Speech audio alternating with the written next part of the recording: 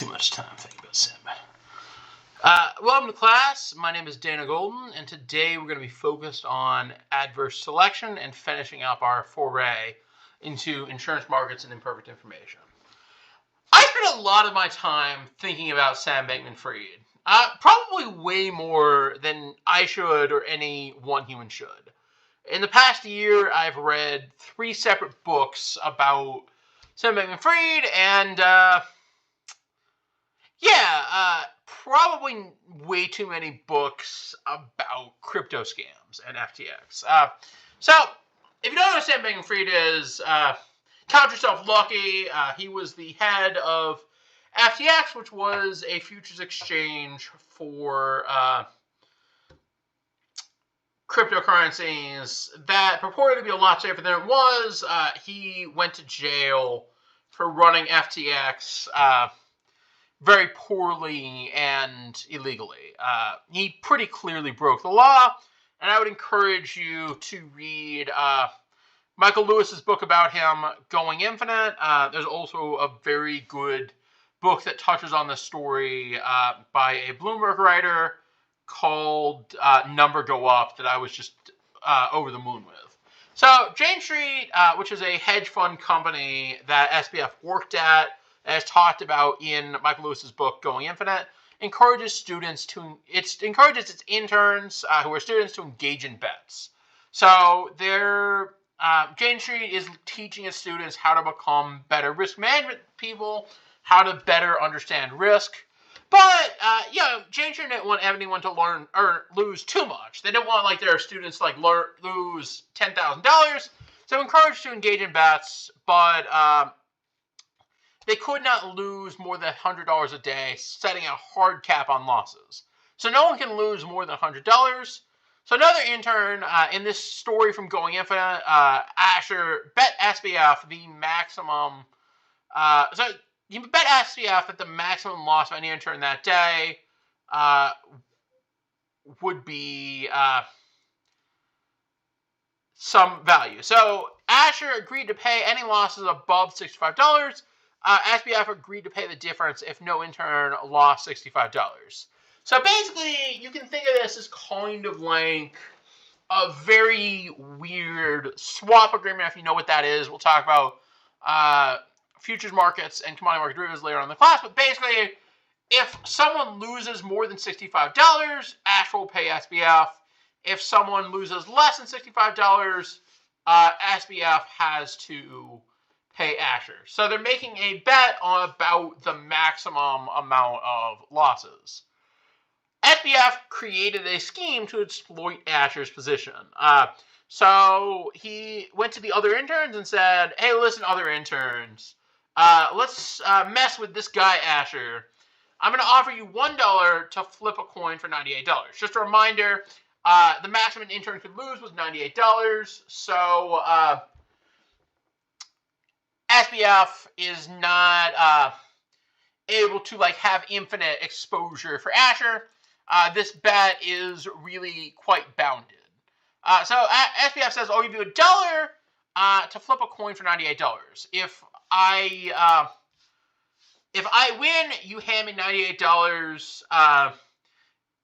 and I hand you $1. If you win, I hand you $99. So it's a positive expected value for the intern, and it's actually, very interesting enough, the first bet, a positive expected value for SBF.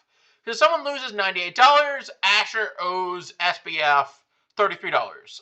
98 minus 65. So the expected value for SBF is $130 if SBF wins the coin toss, or $66 if he or a loss of $66 if he wins if he loses the coin toss. So basically, the expected value is 0.5 times 130 plus 66 times 0.5. So if you actually work this out, this is a greater than 0 expected value. So 0.5 times 66 is 33. 0.5 times 130 is 65. So 65 minus 33 is 32. So SBF has found a way to construct a bet that's good for everyone, has positive expected value for everyone, and the way he's done that is by utilizing the fact that Asher's offered him this weird kind of insurance through this big bet they've taken on. The other interns also expect to gain $1 per flip, making a compelling offer. So expected value for the other intern, expected value for SBF. Asher is essentially offering everyone insurance. SBF, lo and behold, won the first bet. The other intern lost $98.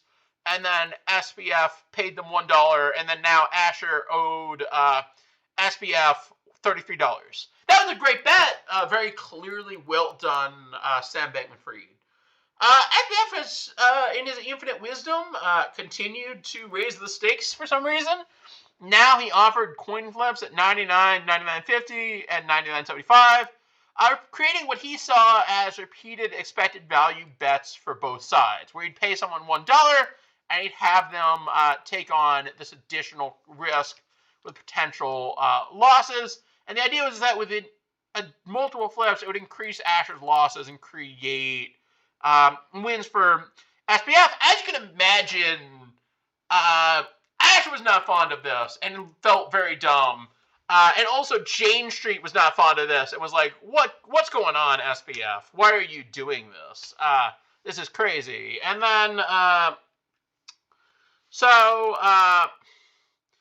I should mention before I move on that the first bet is very good. The first bet is clearly expected value, positive expected value. The rest of the bets are very questionable. Actually, none of the rest of the bets are positive expected value. I guess the first one is neutral expected value. The rest of them are negative expected value. I'll leave that as an exercise for the reader. That kind of goes along with SBF's life story, is making a series of highly risky bets that were not nearly as well calculated as he thought they were. So the moral of the story is, if someone offers you a bet, ask why they're offering it. The fact that Sam Bankman-Fried was willing to make this bet with Asher, if you're Asher in this story, you might wonder, why is Sam Bankman-Fried willing to bet me about how much interns will lose in a day? Does he know something I don't? In this case, he did. So what is adverse selection? Adverse selection occurs when individuals sort based on private information available to a counterparty. Imagine an insurer was mandated by the government to provide insurance to everyone. This market works well because the ill and well people also both get insurance. So you don't have a problem because everyone gets insurance and everyone's insured and it works out well for everyone. The new insurer comes along offering lower premiums for light coverage, and then old people take the lighter coverage offer and the market collapses. Because you can't have an insurance market that's just old people, so this doesn't work. This is the problem, in essence, that Obamacare was intended to solve with the individual mandate. So a good way to think about adverse selection is through what's called the market for lemons. Basically, George Akerlof in the 1950s writes this Nobel Prize-winning paper, The Market for Lemons, which talks about the idea of adverse selection and the idea that the classic story is you have a car salesman and you have a market with a bunch of car salesmen. Some of the car salesmen are really nice, honest, hardworking, sorrow-worth people, and some of the car salesmen are out to scam you. And you can't tell the scammy car salesman from the good car salesman, so you're not willing to pay for good cars because you can't tell if you're getting a good car, and it ends up being that the good cars leave the market. So, I said at the beginning of this, but I'll say it now. I think adverse selection is probably the most important thing economics has come up with, maybe. It's like an incredibly valuable framework to think about things. And so, one other very interesting thing that you'll come across in adverse selection, SpaceX and private companies have massive returns. If you look at SolarCity, SpaceX, Uber, all these companies before they went public had massive returns. And, right now, actually, not only is it hard to get into those markets because they're private and they're not publicly traded on the stock market, but also it's actually illegal for you or I assume you. I don't. So legally, in order to get in on these investments, you have to be an accredited investor. Basically, the idea is that in theory, you're more sophisticated. In practice, what this means is you make more than $200,000 or meet some very weird requirements. I don't make more than $200,000. I'm guessing because you're in my class, you don't either. But in case you do, go invest in some private companies and make more money than I can. So yeah, private companies have higher returns. And there's a bill in Congress right now to open up these bets to all. Yeah, that sounds great. Give me some SpaceX. I don't want to just buy ETFs. Give me some SpaceX. I cannot stress this enough. Nowhere is offering you the chance to invest in SpaceX. No one is like, I want to offer Dana the ability to buy this hot private startup. No, the people who are offered that are these well-informed VCs who have lots of connections and the SpaceX wants to work with. What you or I are going to be offered, assuming you're not like Elon Musk, and if you're Elon Musk watching my lectures, thank you, I guess. Thank you, I really appreciate it. But I don't think that's going on. So unless you're like a billionaire watching my lectures for some reason, no one's offering you the chance to invest in SpaceX. If someone offers you to invest in private markets, generally they're offering you a pretty terrible company. Generally, this is like a guy in the back alley of a Denny's saying, do you want to invest in my dentist shop? So another example of this is Robinhood makes its money through payment for order flow. So some of you probably have Robinhood, maybe trade stocks on there. The way Robinhood makes money is that they sell the ability to be able to trade with you to hedge funds, because the trades from retail traders are very easy to have big spreads. They're big spreads, which means that other parties can take advantage of it. And also, retail traders are not very sophisticated. So if someone offers to trade with you, ask yourself why. In general, if someone offers you a trade or a bet, you should be very suspicious and say, hold on a second, why are you willing to offer me something too good to be true? That's adverse selection, and that's a very powerful concept that comes out of economics. So the market for lemons, proposed by George Akerlof again, illustrates how asymmetric information can lead to market failure. In a used cars market, sellers know the quality of the car, but buyers cannot differentiate. When buyers cannot distinguish between high-quality and low-quality cars, they are only willing to pay for an average price, not reflecting the true value of high-quality cars. And the outcome is that high-quality car owners may exit the market as they cannot get a fair price, leaving only lemons, which reduces the overall quality in the market. So, to give you a mathematical formulation of this, there are two types of cars: high-quality H with value VH, and low-quality L with value VL, VL less than VH. There's a proportion theta of cars with high quality and 1 minus theta that are low quality. Expected value to buyers, because they can't distinguish, they're willing to pay the expected value, which is a price equal to theta VH plus 1 minus theta VL. The probability that you're going to get a high quality car VH plus the probability that you're going to get a low quality car VL. So what happens with adverse selection is high quality sellers will only sell if P is greater than VH. If P is less than VH, high quality cars will exit the market, lowering theta and reducing P.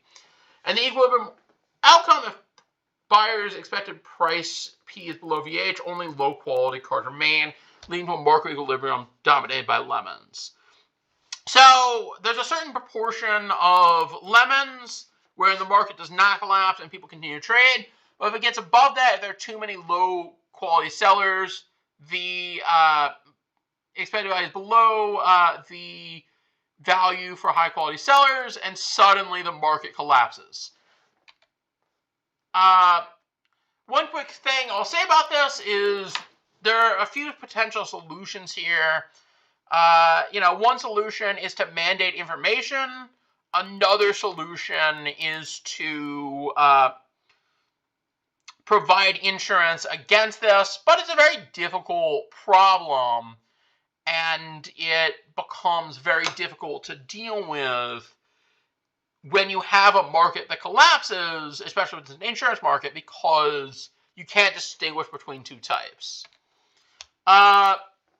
Favorite selection occurs when one party in a transaction has more information about their own risk level than the other party, leading to market inefficiencies. The Rothschild-Stiglitz model is another model away from the market of lemons. It's the next iteration, the final one we'll talk about. Analyzes average selection in insurance markets where individuals know their own risk level, but the insurer cannot distinguish them. Due to asymmetric information, low-risk individuals may exit the market, causing insurers to increase premiums, potentially leading to market failure. So the objective is to determine which competitive equilibrium can exist in a market with asymmetric information and how different risk types are affected. So quick mathematical model, and then we'll wrap this up. You have two types of individuals that exist, low risk and high risk, with different probabilities of finding a claim.